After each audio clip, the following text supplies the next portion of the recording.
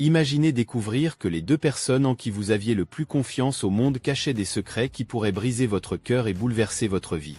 Amélie était au sommet de sa vie, une avocate prospère avec une carrière brillante devant elle, mariée à l'amour de sa vie, Matteo, et soutenue par sa dévouée mère, Gisèle. Mais, comme dans tout bon suspense, les choses ne sont pas toujours ce qu'elles paraissent être.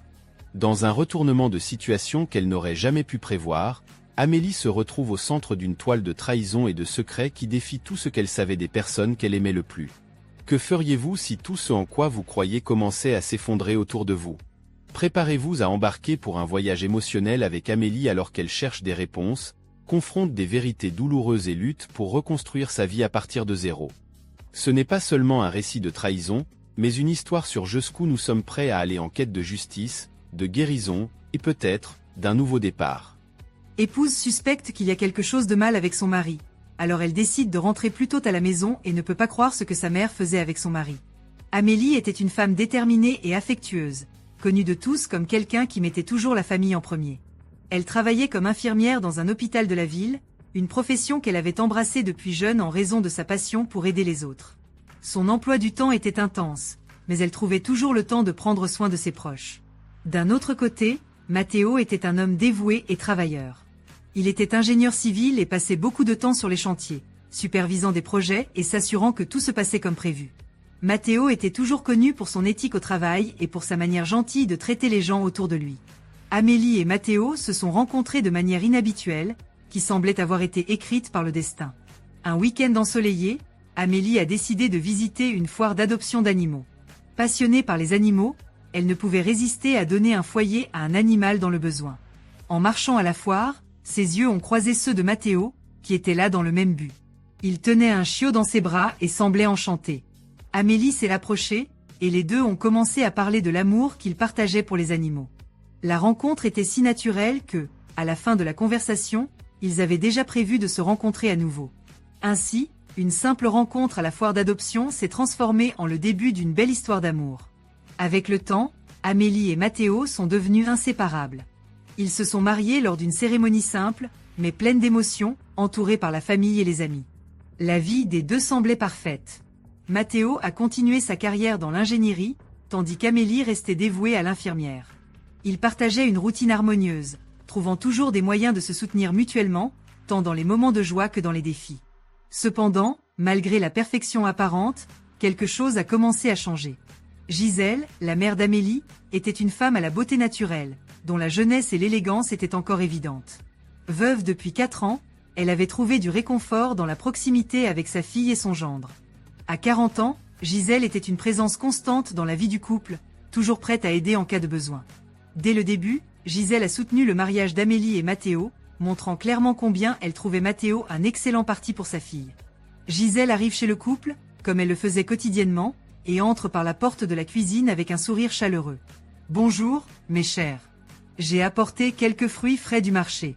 Je pensais que vous aimeriez. » Amélie, en lassant sa mère, « Maman, tu es un ange. Merci de toujours nous aider autant. » Matteo, étreignant Gisèle, « Bonjour, Gisèle. Tu apportes toujours une si bonne énergie à cette maison. » Gisèle, souriant et clignant de l'œil à Matteo. « Ah, Matteo, tu sais que j'adore être ici. Et en plus, quelqu'un doit prendre soin de vous deux. Comment ça se passe au travail? C'est un peu chargé, mais rien que je ne puisse gérer. Et toi, Amélie, comment était le poste? Puissant. Mais je suis heureuse d'aider les gens. Maman, tu vas rester dîner ce soir. Gisèle, souriant. Bien sûr, si ça ne vous dérange pas. Matteo, je trouve toujours incroyable comment tu gères autant de stress au travail et tu arrives encore à être si attentionné à la maison. J'ai de la chance de vous avoir toutes les deux dans ma vie. Ça rend tout plus facile. Amélie, regardant affectueusement Matteo. Maman a toujours dit que j'avais choisi un grand parti, et je suis d'accord. Et je continue de penser, Matteo, que tu es un homme beau et un excellent mari pour ma fille. Je suis fière de voir comme vous êtes heureux ensemble. Les trois continuent de discuter joyeusement tandis que Gisèle commence à préparer quelque chose dans la cuisine, comme elle le faisait toujours, pour aider sa fille et son gendre. Ces derniers mois, Amélie a commencé à remarquer de petits, mais significatifs, changements dans le comportement de Matteo.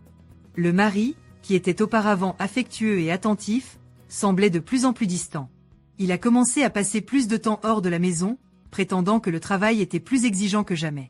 Amélie est dans le salon, attendant que Matteo rentre à la maison. Elle regarde l'horloge, inquiète, car il est déjà tard dans la nuit. Amélie, pensant, il a dit qu'il serait à la maison à 7 heures. Il est déjà 10 heures et rien. Enfin, Matteo entre par la porte, semblant épuisé. Désolé pour le retard, amour. Le travail est une folie en ce moment. Amélie, tentant de cacher son inquiétude. Je sais que c'est le cas, mais tu as travaillé tellement d'heures supplémentaires dernièrement. Tout va bien. Matteo, évitant son regard, oui, je suis juste très occupé. Nous avons des délais serrés, et je ne peux pas laisser tomber l'équipe. Je comprends. Je regrette juste de ne pas passer plus de temps avec toi. Matteo, forçant un sourire, moi aussi, je regrette. Je promets que les choses vont s'améliorer bientôt. Avec le temps, les excuses de Matteo ont commencé à sonner répétitives et vides. Amélie a commencé à remarquer d'autres signes qui ont augmenté ses soupçons. Matteo est distrait, jouant avec son téléphone, alors qu'Amélie prépare le café. Que veux-tu faire ce week-end? Peut-être pourrions-nous aller au parc, comme avant. Ah, je ne sais pas. Peut-être que je devrais travailler à nouveau. Tu as tellement travaillé, et ce dîner que nous avons prévu avec des amis, pourras-tu y aller? On verra. Je te le dirai plus tard, d'accord. Amélie observait Matteo avec un mélange de tristesse et de méfiance. Il n'était plus le même, et cela la préoccupait profondément. Matteo était assis sur le canapé, distrait par son téléphone, tandis qu'Amélie s'approchait et s'asseyait à côté de lui. Matteo, pouvons-nous parler un peu? Bien sûr, mon amour. De quoi veux-tu parler? Amélie, d'un ton inquiet, de nous. J'ai l'impression que tu es distant. Ces derniers temps, vas-tu vraiment bien? Est-ce juste le travail? Amélie, tout va bien, ce n'est rien. Je sais que le travail peut être difficile, mais je me soucie de toi et de nous. Je promets que je vais essayer de m'améliorer, j'ai juste besoin de temps pour gérer tout cela. Très bien, Matteo. Je veux juste que tu saches que je suis là pour ce dont tu as besoin. Pendant ce temps, Gisèle aidait Amélie à préparer le dîner. Amélie, encore inquiète pour Matteo, décide de demander conseil à sa mère. Maman, puis-je te parler de quelque chose qui me préoccupe? Bien sûr, chérie. Qu'est-ce qui se passe? C'est Matteo. Il est si distant dernièrement, et je ne sais pas comment l'aider. Il semble toujours occupé par le travail, mais j'ai l'impression qu'il y a autre chose. Gisèle, s'arrêtant un moment, semblant nerveuse. Ah, Amélie, parfois les hommes sont comme ça. Ce doit être le travail qui le stresse, ne t'inquiète pas trop. Amélie, remarquant le malaise de sa mère. Mais maman, il n'était pas comme ça avant. Je suis vraiment inquiète. Gisèle, essayant de changer de sujet, peut-être devrais-tu lui donner un peu plus de temps. Parfois, ils ont juste besoin d'espace. Et en plus, tu as beaucoup travaillé. Comment était ton service aujourd'hui? Amélie, réalisant la tentative de détourner la conversation. C'était épuisant, mais je suis plus préoccupée par Matteo. Gisèle, forçant un sourire, je suis sûre que tout ira bien. Les hommes se ferment parfois lorsqu'ils sont stressés. Maintenant, finissons le dîner. Matteo doit être affamé après une longue journée.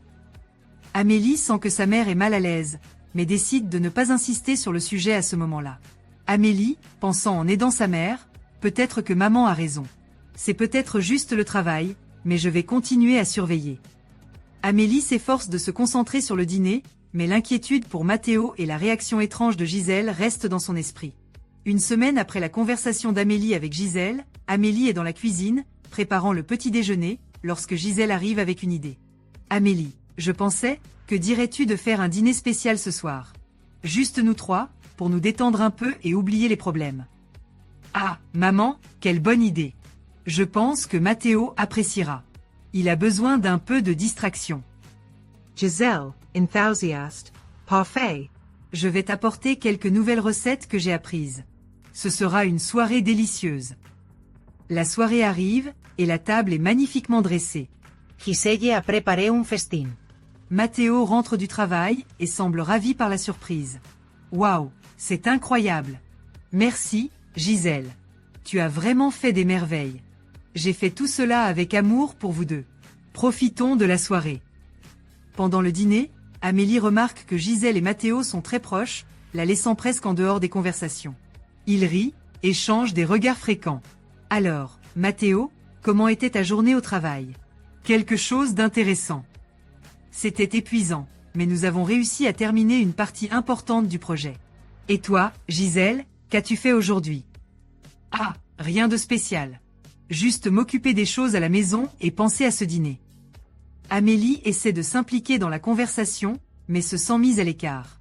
Amélie, interrompant, « Maman, cette recette de dessert était incroyable. Tu dois me apprendre. » Bien sûr, chérie. Mais laisse-moi raconter à Matteo cette fois où j'ai presque brûlé la cuisine en essayant de faire quelque chose de similaire. Ils rient ensemble et continuent la conversation, laissant Amélie avec un sentiment de malaise. Elle commence à réaliser que la proximité entre sa mère et son mari va au-delà de ce qui était normal. Après le dîner, Amélie ne peut éviter le sentiment que quelque chose ne va pas. Elle se retire dans sa chambre tandis que Gisèle et Matteo continuent de discuter dans le salon. Amélie, pensant en se regardant dans le miroir, ce n'est pas juste. Ils ont toujours eu une bonne relation, mais ils n'ont jamais été aussi proches. Est-ce que j'imagine les choses? Amélie décide qu'elle doit être plus vigilante. Le mauvais pressentiment dans son estomac ne disparaît pas, et elle sait qu'elle doit découvrir la vérité. Dans les jours qui suivent le dîner, Amélie commence à remarquer des changements encore plus troublants. Sa mère, Gisèle, semble être toujours chez elle et Matteo sans prévenir. Cela commence à la déranger, surtout parce que Matteo semble plus présent à la maison, arrivant ponctuellement tous les jours. Amélie ouvre la porte d'entrée et est accueillie par le son des rires venant du salon. En entrant, elle voit Gisèle et Matteo discuter joyeusement sur le canapé. Amélie, surprise. « Maman, tu es ici encore? Je ne savais pas que tu viendrais aujourd'hui. » Gisèle, souriant. « Ah, j'ai décidé de passer pour tenir compagnie à Matteo pendant que tu n'étais pas là. Je pensais que tu aimerais rentrer à la maison et trouver tout prêt. » Matteo, se levant pour embrasser Amélie. « Salut, amour. Ta mère a apporté de nouvelles recettes pour que nous les essayions. Je pense que tu vas aimer. » C'est bien, merci, maman. Amélie essaie de se joindre à la conversation, mais se sent déplacée. Gisèle et Matteo continuent de parler comme si elle n'était pas là. Amélie rentre chez elle plus tôt que d'habitude, déterminée à mieux observer la situation. En entrant, Amélie trouve Gisèle et Matteo dans la cuisine, riant et cuisinant ensemble. « Maman, encore toi? Tu n'as pas prévenu que tu viendrais. » Gisèle, détournant le regard, « Ah, je pensais que ce n'était pas nécessaire. Matteo et moi discutions d'une nouvelle recette et j'ai voulu l'essayer. » « Détends-toi, chérie, ta mère veut juste aider. Elle a même apporté un dessert. » « Bien sûr, pas de problème. » Amélie observe l'interaction entre eux, se sentant de plus en plus mal à l'aise face à leur proximité grandissante. Dans les jours suivants, la présence de Gisèle dans la maison d'Amélie et Matteo devint encore plus constante. Chaque fois qu'Amélie rentrait chez elle, Gisèle était déjà là. Amélie rentre chez elle et trouve encore une fois Gisèle et Matteo en train de discuter dans le salon. « Maman, tu es ici encore? »« Oui, ma chérie, je pensais que je pourrais t'aider avec quelque chose ici. » Et crois-moi, elle a été d'une grande aide. Nous nous amusons beaucoup. Amélie, pensant, c'est étrange. Pourquoi vient-elle tous les jours sans prévenir? Alors que les jours passaient, Amélie ne pouvait pas chasser le sentiment que quelque chose n'allait vraiment pas. La fréquence des visites de sa mère et la façon dont Matteo semblait être plus présent à la maison la rendaient anxieuse. Je dois découvrir ce qui se passe. Demain, je rentrerai encore plus tôt à la maison. Cette nuit-là, après une autre journée de malaise et de doute, Amélie décida qu'il était temps de découvrir la vérité. Elle devait savoir si ses soupçons étaient réels ou si elle imaginait simplement les choses. Avec détermination, elle commença à élaborer son plan. Amélie est dans le salon avec Matteo et Gisèle, essayant d'agir naturellement tout en préparant le terrain pour son plan. Amélie, avec un sourire forcé, « Alors, demain, je devrais rester plus tard au travail. Je ne rentrerai probablement pas à la maison avant 22 heures. » Matteo, regardant Amélie avec inquiétude, « Vraiment, chérie? Tu vas rester aussi tard. » Amélie, essayant de paraître tranquille, « Oui, malheureusement, ce sera une journée chargée, mais ne vous inquiétez pas pour moi. Je vais bien. » Gisèle, posant sa main sur l'épaule d'Amélie, « Ma chérie, ne te surmène pas, d'accord? Si tu as besoin de quelque chose, fais-le nous savoir. » Amélie, forçant un sourire, « Merci, maman. Prenez soin l'un de l'autre. Je vais essayer de ne pas trop me retarder. » Amélie observe les réactions de Matteo et Gisèle, essayant de ne pas laisser paraître son nervosisme. Elle espère que son plan fonctionnera et qu'elle pourra enfin comprendre ce qui se passe. La nuit suivante arriva rapidement pour Amélie, apportant un mélange de nervosité et de détermination. Après une journée entière de travail tendu et de pensées conflictuelles, elle sort enfin du bureau pour affronter ce qu'elle craignait de découvrir chez elle. Amélie quitte le bâtiment du bureau, son cœur battant rapidement. Elle regarde autour d'elle, prudente, pour s'assurer que personne ne la suit avant d'entrer dans sa voiture. Amélie, pensant à elle-même, respire profondément. Amélie, tu dois découvrir ce qui se passe. Elle conduit à travers la ville, perdue dans ses pensées. La rue semble plus sombre que d'habitude, augmentant son sentiment d'inquiétude. Amélie, pensant, suis-je prête à affronter la vérité? Le trajet jusqu'à sa maison semble plus long que d'habitude. Amélie arrive dans la rue où elle habite et gare sa voiture. Elle reste assise un moment, rassemblant son courage. Amélie, respirant profondément, c'est le moment. Amélie sort de la voiture et marche prudemment jusqu'à la porte d'entrée. Elle sort la clé de sa poche et l'insère dans la serrure avec des mains tremblantes. La porte s'ouvre lentement, révélant l'obscurité intérieure. Amélie, pensant, je vais entrer le plus silencieusement possible. Je dois savoir ce qui se passe. Elle ferme la porte doucement derrière elle et avance dans l'entrée, essayant d'éviter de faire du bruit. Chaque pas semble résonner dans sa poitrine, écho de son anxiété croissante. Alors qu'Amélie s'approche du salon, elle entend des voix étouffées provenant de la cuisine. Son cœur s'accélère et elle s'arrête un instant, luttant contre l'envie de courir là-bas. Voix de Gisèle, au loin. « Mathéo, peux-tu me passer cet assaisonnement-là » Mathéo, répondant de manière amicale, « Bien sûr, Gisèle. » Voilà. Amélie s'approche davantage, sa respiration saccadée. Elle arrive enfin à l'entrée de la cuisine et ce qu'elle voit la laisse sans voix. Amélie, en choc, murmurant, « Ce n'est pas possible. » Amélie était cachée dans le couloir, écoutant chaque mot prononcé par Mathéo et sa mère. Son cœur battait la chamade en entendant les mots qui confirmaient ses pires craintes. Elle ressentait un mélange d'incrédulité, de douleur et de colère. Mathéo, chuchotant, « Quel bonheur d'être enfin seul. » Gisèle, j'attendais ce moment avec impatience, sans la pénible Amélie pour nous déranger. J'ai hâte de t'embrasser. Gisèle, dans un ton intime, moi aussi, j'étais impatiente. Je ne supporte plus d'inventer des excuses pour venir te voir. Aujourd'hui, je suis tout à toi. Mathéo et Gisèle s'étreignent et s'embrassent passionnément, comme deux amants. Amélie assiste à la scène avec le cœur brisé et un mélange d'émotions bouillonnant en elle. Elle est furieuse de la trahison, mais ne se dévoile pas encore. Amélie savait qu'elle devait gérer la situation avec prudence. Elle recula silencieusement, retournant dans le couloir sans faire de bruit, son monde bouleversé. Les mots de Mathéo et Gisèle résonnaient dans son esprit alors qu'elle tentait de traiter ce qu'elle venait de voir. Après avoir été témoin de la trahison émotionnelle de Mathéo et Gisèle, Amélie réagit avec douleur. Elle courut vers sa chambre, le cœur serré par la douleur de la trahison et de la déception. Assise au bord du lit, elle repassait mentalement chaque détail qu'elle venait d'entendre, incapable de croire que sa propre mère était impliquée dans quelque chose d'aussi intime avec son mari. Amélie, pensant à elle-même, « Je ne peux pas y croire. Comment ont-ils pu me faire ça ?» Les larmes commencent à couler sur le visage d'Amélie tandis que la réalité douloureuse s'installe. Elle se sent trahie, non seulement par Mathéo, mais par la personne en qui elle avait le plus confiance, sa mère. Le sentiment de trahison est accablant, et elle se voit incapable de traiter complètement ce qui s'est passé. « Maman, comment as-tu pu ?»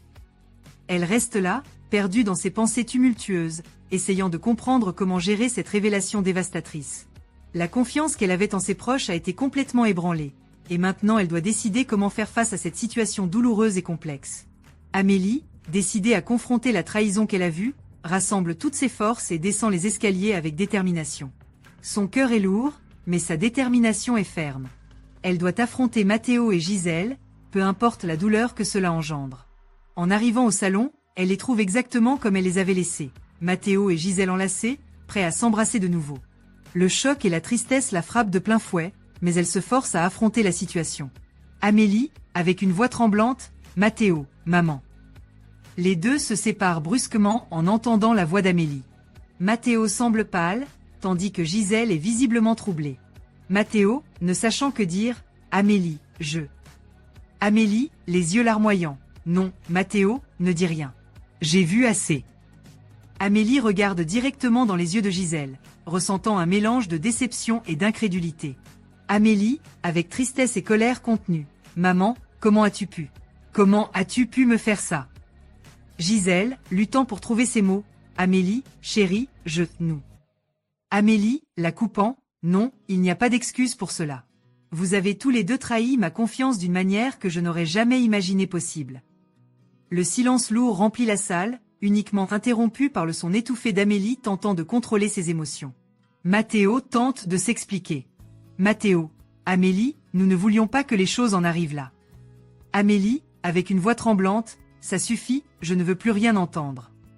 Envahie par une douleur et une colère accablantes, Amélie fait face à Matteo et Gisèle dans la salle avec une détermination froide dans les yeux. Amélie, avec une voix ferme et contrôlée. Matteo, maman, sortez de ma maison maintenant. Matteo regarde Amélie, stupéfait par l'intensité de la situation. Matteo, tentant de plaider. Amélie, nous pouvons. Amélie, coupant avec fermeté, non. Je ne veux entendre ni excuses, ni explications, ni justifications. Sortes. Les larmes aux yeux et un regard désespéré, Gisèle tente de s'approcher d'Amélie. Gisèle, avec une voix tremblante. Ma fille, s'il te plaît, nous. Amélie, l'interrompant d'un ton glacial. Tu as trahi ma confiance, maman. Vous avez tous les deux trahi tout ce que je pensais être réel. Maintenant, s'il vous plaît, partez avant que je change d'avis. Matteo et Gisèle se regardent, sans mots devant la décision impitoyable d'Amélie. Matteo, tête basse. Amélie, je hais. Amélie, avec une voix ferme. Maintenant, Matteo. Les deux savent qu'il n'y a aucun moyen de changer l'esprit déterminé d'Amélie. Résignés et le cœur lourd, ils rassemblent rapidement leurs affaires et quittent la maison, laissant Amélie seule avec ses émotions dévastatrices. Amélie ferme la porte derrière eux, ressentant un mélange de soulagement pour avoir enfin pris une décision et une douleur profonde pour la trahison qu'elle venait d'affronter. Maintenant, elle doit gérer le vide laissé par ceux qu'elle aimait mais qui l'ont trahi de manière irréparable. Après avoir expulsé Matteo et Gisèle de la maison, Amélie se trouve dans un tourbillon d'émotions. Elle décide qu'elle doit prendre des mesures légales pour gérer la trahison et l'impact émotionnel profond que cela a causé. Je ne peux pas laisser cela impuni, pense-t-elle. Elle consulte un avocat spécialisé en droit de la famille et expose sa situation, cherchant des conseils sur les prochaines étapes juridiques à suivre. L'avocat écoute attentivement et offre des conseils sur la manière de procéder avec le processus de divorce et l'action en dommages-intérêts contre Matteo et Gisèle. Avocat. Amélie, sur la base de ce que vous m'avez dit, vous avez des bases solides pour demander réparation pour les dommages moraux subis, en plus du divorce fondé sur la trahison. Nous allons commencer à préparer la documentation nécessaire pour le processus judiciaire. Amélie acquiesce, ressentant un mélange de tristesse et de soulagement pour enfin prendre des mesures pour protéger ses droits et sa dignité. Elle est déterminée à aller de l'avant avec sa vie, même si cela signifie affronter des batailles juridiques douloureuses. Allons-y, je ne vais pas laisser cela me détruire. Après un processus douloureux et épuisant, le divorce entre Matteo et Amélie arrive au tribunal. Le juge analyse soigneusement toutes les preuves présentées, y compris la trahison de Matteo et l'impact émotionnel causé à Amélie. En fonction des circonstances et des lois applicables, le juge décide que tous les biens et actifs accumulés pendant le mariage seront attribués à Amélie. Juge, d'un ton décisif. Sur la base des preuves présentées et du contexte de ce cas, je décide que tous les biens et actifs seront attribués à Madame Amélie Silva. Monsieur Matteo Silva n'aura aucun droit sur ses ressources. Matteo reçoit la décision avec résignation, tandis qu'Amélie, bien que soulagée de clore enfin ce chapitre de sa vie, porte avec elle le poids des émotions et de la trahison vécue. Le divorce marque la fin d'une ère pour les deux, mais pour Amélie, cela représente également le début d'un chemin de récupération et de reconstruction. Elle quitte le tribunal avec un mélange de sentiments, consciente qu'elle doit maintenant se concentrer sur sa guérison et aller de l'avant, laissant derrière elle le passé douloureux qu'elle a partagé avec Matteo. Après le divorce et la découverte de la trahison, Amélie décide de chercher justice pour les dommages émotionnels causés par la trahison de Matteo et la rupture de confiance de sa mère, Gisèle. Elle consulte un avocat spécialisé en droit civil, explique sa situation et demande réparation pour les préjudices moraux subis. L'avocat intente une action en justice au nom d'Amélie contre Gisèle, alléguant des dommages émotionnels significatifs causés par la trahison et la rupture de confiance. Après un processus juridique minutieux, les parties parviennent à un accord extrajudiciaire. Avocat, communiquant l'accord. Madame Amélie, nous avons réussi à parvenir à un accord favorable. Gisèle a accepté de payer une indemnité pour préjudices moraux de 40 000 $ en compensation des impacts émotionnels subis. Amélie, bien que toujours blessée par la trahison et la perte de confiance en sa mère, ressent un soulagement en mettant fin à cette partie douloureuse de sa vie sur le plan judiciaire. Amélie, avec un soupir de soulagement, merci, cela va aider à aller de l'avant. Gisèle, quant à elle, exprime des regrets et de la tristesse pour la douleur causée à sa fille, tandis qu'elle essaie de trouver un moyen de restaurer leur relation familiale. Après le processus judiciaire et l'accord d'indemnisation, Amélie est confrontée à une décision difficile. La douleur de la trahison et de la rupture de confiance de la part de sa mère, Gisèle, et de son ex-mari, Matteo, est profonde et difficile à surmonter. Malgré l'accord financier, la relation d'Amélie avec sa mère est irrémédiablement endommagée. Gisèle, les larmes aux yeux. « Ma fille, s'il te plaît, pardonne-moi. » Amélie, avec tristesse, « Je ne peux pas, maman. » Amélie part, laissant derrière elle la maison où elle a construit tant de souvenirs, maintenant entachée par la trahison et la déception. Elle s'installe dans un endroit éloigné, entourée de nouvelles expériences et de personnes qui l'aident progressivement à guérir ses blessures émotionnelles. Alors qu'Amélie entreprend son voyage de découverte de soi et de guérison, elle apprend à se pardonner pour avoir trop fait confiance et trouve la force de continuer. La décision de s'éloigner de sa mère et de Matteo n'a pas été facile, mais elle était nécessaire pour sa propre paix et bien-être émotionnel. Amélie, en pensait, « Un jour, peut-être que je pourrai pardonner, mais maintenant, je dois prendre soin de moi. » Et ainsi, Amélie ouvre un nouveau chapitre de sa vie, avec l'espoir d'un avenir plus lumineux et libéré des ombres du passé. Amélie se trouvait dans un petit chalet dans les collines en dehors de la ville. Le nouveau cadre contrastait totalement avec sa vie précédente. La brise fraîche de la montagne et l'isolement offraient l'espace dont elle avait besoin pour traiter, et éventuellement, essayer de surmonter le traumatisme récent. En pleine nature, elle commençait à retrouver une paix qu'elle pensait irrécupérable. Bien qu'elle soit seule, Amélie ne se sentait pas solitaire. Ses journées étaient remplies de randonnées dans les sentiers boisés, et ses nuits étaient passées à lire et à réfléchir près de la cheminée. Elle était déterminée à se reconstruire, à définir une nouvelle identité qui ne soit pas liée aux trahisons qu'elle avait subies. Lors d'une de ces nuits froides, alors qu'Amélie observait les flammes danser dans la cheminée, un léger coup à la porte brisa le silence du chalet.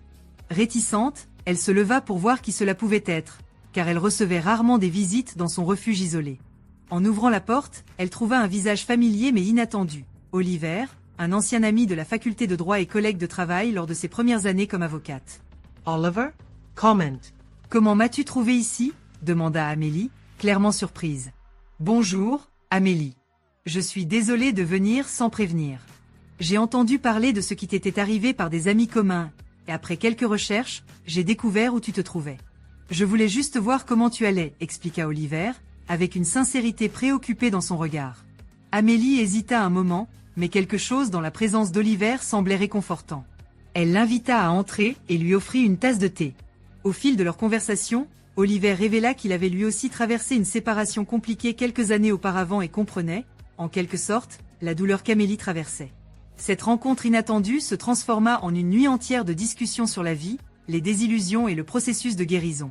J'ai appris que parfois, il faut se permettre de ressentir la douleur pour vraiment commencer à guérir, dit Oliver, offrant non seulement sa compréhension, mais aussi son soutien.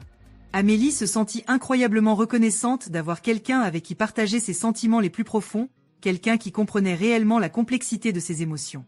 Dans les jours qui suivirent, Oliver devint un visiteur régulier du chalet d'Amélie. Avec lui, Amélie trouva non seulement un ami, mais un allié dans le processus de reconstruction de sa vie. Ensemble, ils exploraient les beautés naturelles environnantes et discutaient de leurs projets pour l'avenir, des conversations qui se prolongeaient souvent jusqu'à la tombée de la nuit. Un jour, alors qu'ils marchaient sur l'un des sentiers, Oliver s'arrêta et regarda Amélie avec une gravité qu'elle ne lui avait jamais vue auparavant. « Amélie, il y a quelque chose que je dois te dire, quelque chose qui pourrait changer un peu ta vision de la situation avec ta mère et Matteo, commença Oliver, visiblement hésitant. Amélie sentit son cœur s'accélérer, inquiète de ce qui allait suivre. « Avant que tu ne quittes la ville, je travaillais sur un dossier et j'ai découvert quelque chose qui pourrait l'intéresser. Matteo était impliqué dans des affaires assez suspectes, et il y a des preuves que ta mère pourrait avoir été manipulée par lui d'une certaine manière. Il savait que son mariage était en péril et il a peut-être utilisé ta mère pour s'assurer que cela se termine de manière à le favoriser financièrement. » Les mots d'Oliver frappèrent Amélie comme un coup de tonnerre. La trahison était déjà difficile à avaler, mais l'idée de manipulation approfondissait encore plus la blessure. Je ne sais pas quoi dire. Cela a du sens, mais c'est beaucoup à digérer, répondit Amélie, l'esprit tourbillonnant avec ces nouvelles informations. Je comprends parfaitement, et c'est pourquoi j'ai voulu te le dire en personne. Je pensais que savoir cela pourrait t'aider d'une certaine manière, dit Oliver, posant une main réconfortante sur son épaule. Dans les jours qui suivirent, Amélie réfléchit aux révélations d'Oliver. Elle se sentait partagée entre la colère et le besoin de confronter sa mère et Matteo pour chercher la vérité. En même temps, le soutien d'Oliver lui montrait qu'il y avait plus dans la vie que les ombres du passé. Amélie décida qu'elle avait besoin de réponses. La révélation d'Oliver n'avait pas seulement ravivé sa douleur, mais avait également allumé une flamme de détermination pour découvrir la vérité derrière les actions de Matteo et la trahison apparente de sa mère, Gisèle. Avec cela en tête, elle fit des plans pour retourner en ville et confronter à la fois sa mère et Matteo. Oliver, comprenant l'importance de cette confrontation pour elle, proposa de l'accompagner. Avant de partir, Amélie passa plusieurs nuits blanches, réfléchissant à ce qu'elle dirait et aux réponses possibles qu'elle recevrait. Chaque scénario potentiellement douloureux se déroulait dans son esprit, mais elle savait que faire face à cette situation était essentiel pour sa guérison et son avenir. En arrivant en ville, la tension était palpable. La première rencontre serait avec Gisèle. Amélie ressentait un tourbillon d'émotions, tristesse, colère, déception, mais aussi un peu d'espoir que peut-être tout ne soit pas comme il semblait. Oliver, percevant son anxiété, offrit un soutien silencieux, sa présence étant une ancre dans la tempête émotionnelle qu'Amélie affrontait. Gisèle vivait maintenant dans un petit appartement en ville. Quand Amélie et Oliver arrivèrent, Gisèle ouvrit la porte, et son visage exprima un mélange de surprise et de peur. « Amélie, je ne m'attendais pas à te voir si tôt, balbutia Gisèle, visiblement ébranlée. « Maman, nous devons parler. Oliver a découvert quelque chose à propos de Matteo, et j'ai besoin de connaître la vérité, dit fermement Amélie, son regard fixé dans celui de sa mère. Gisèle soupira profondément, le poids du monde semblant s'abattre sur ses épaules. « Entre, parlons, invita-t-elle, avec une résignation qu'Amélie n'avait jamais vue auparavant. Assise dans le petit salon, Gisèle commença à raconter sa version des événements. Matteo m'a manipulé, Amélie. Il savait qu'il risquait de tout perdre dans le divorce et m'a convaincu que déstabiliser notre relation pourrait nous sauver financièrement. Il a promis que cela ne te ferait pas de mal, que c'était juste un jeu. J'étais tellement aveuglée par l'inquiétude de te voir perdre ce pour quoi tu avais tant travaillé. Je voulais juste te protéger, mais j'avais tort. Terriblement tort. Les mots de Gisèle frappèrent Amélie comme un coup de poing à l'estomac. La douleur et la trahison étaient profondes, mais il y avait aussi un soulagement de savoir que sa mère avait été, d'une certaine manière, une victime également. « Pourquoi ne m'as-tu pas dit? Pourquoi as-tu permis qu'il t'utilise ainsi ?» demanda Amélie, la douleur dans sa voix évidente. « J'avais peur de te perdre, de te voir me haïr. Et maintenant, il semble que ma plus grande peur se soit réalisée, répondit Gisèle, les larmes aux yeux. Amélie était partagée.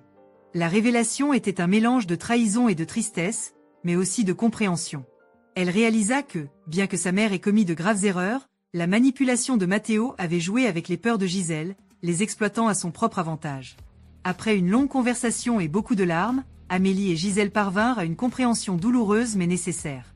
Il ne serait pas facile de reconstruire la confiance ou la relation, mais toutes deux étaient prêtes à essayer. L'étape suivante était de confronter Matteo. Armée de la vérité et avec Oliver à ses côtés, Amélie se sentait plus prête à affronter l'homme qui avait été l'architecte de sa douleur. Elle savait que cette confrontation était la dernière étape qu'elle devait franchir pour pouvoir vraiment commencer à guérir et à reconstruire sa vie loin des ombres du passé. Alors que le coucher du soleil teintait le ciel de tons dorés, Amélie se sentait, pour la première fois depuis de nombreux mois, respirer un peu plus librement. Le chemin avait été tortueux et plein de surprises amères, mais chaque pas difficile apportait avec lui une leçon précieuse. Après avoir affronté la vérité sur Matteo et sa mère, Gisèle, et avoir géré les complexités de ses relations brisées, Amélie découvrit une force qu'elle ne savait pas posséder. Dans ce dernier chapitre de son voyage, avec les feuilles des arbres murmurant au vent et la tranquillité du lac reflétant le calme qu'elle commençait à ressentir, Amélie fit une promesse à elle-même, aller de l'avant, non seulement pour survivre, mais pour vivre pleinement. Elle avait appris que la confiance, une fois brisée, exige non seulement le pardon des autres, mais aussi l'acceptation et le pardon de soi-même.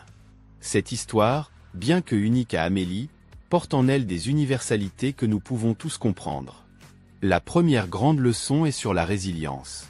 Amélie nous a montré que, peu importe la dévastation des trahisons ou des adversités, il y a toujours un chemin vers la récupération.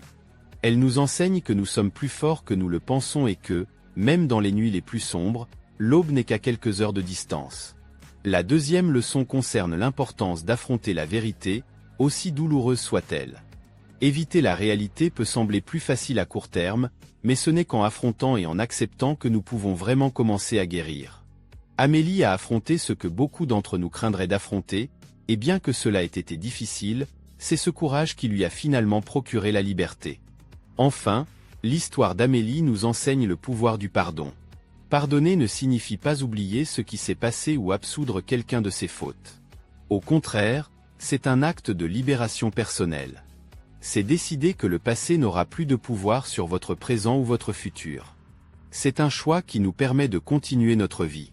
Si cette histoire a résonné en vous, si vous y avez trouvé des parties qui reflètent les luttes de votre propre vie, je vous invite non seulement à réfléchir à ces leçons, mais aussi à agir. Comme Amélie, vous avez la capacité de surmonter les adversités, de faire face à vos vérités et de pardonner. Et tandis que nous parlons d'histoire de vie, de pardon et de nouveaux commencements, je veux vous parler d'un message encore plus profond, un message que nous trouvons dans l'Évangile de Jean, chapitre 3, verset 16. « Car Dieu a tant aimé le monde qu'il a donné son Fils unique, afin que quiconque croit en lui ne périsse pas, mais ait la vie éternelle. » Ce passage parle de l'amour immense de Dieu pour nous, un amour si grand qu'il était prêt à donner son Fils unique pour nous sauver. Dans notre histoire, Amélie a cherché justice et rédemption dans les tribunaux humains, mais l'amour de Dieu offre une rédemption éternelle et complète. Il nous invite à accepter Jésus-Christ comme le sauveur de nos vies, promettant non seulement la guérison de nos blessures terrestres, mais aussi l'espérance d'une vie éternelle avec lui.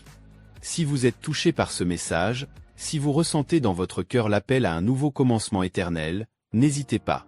Accepter Jésus dans votre vie, c'est ouvrir la porte à un voyage de foi, d'espérance et d'amour sans égal. Et pour vous qui avez suivi cette histoire jusqu'ici, qui peut-être vous identifiez aux luttes et au triomphe d'Amélie, je vous demande, aimez cette vidéo si quelque chose a parlé à votre cœur.